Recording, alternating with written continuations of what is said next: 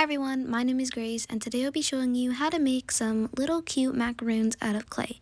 Also, make sure you like and subscribe to see the next video. Now let's get started. So right now I'm just taking some white clay and splitting it into two pieces to make two separate pieces for the macaroons. Also, I'm just taking some very light purple clay and I'm gonna mix it with the white clay for the actual, cookie part of the macaron.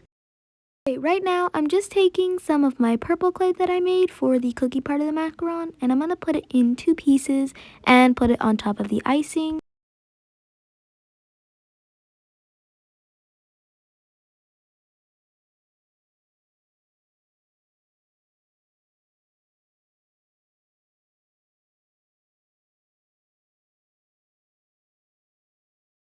So now I'm just taking my tool that I got from Michael's, and I'm basically just going to take that and use it at the edge of the purple clay to make sort of that little faded part or little chipped part on the macaron.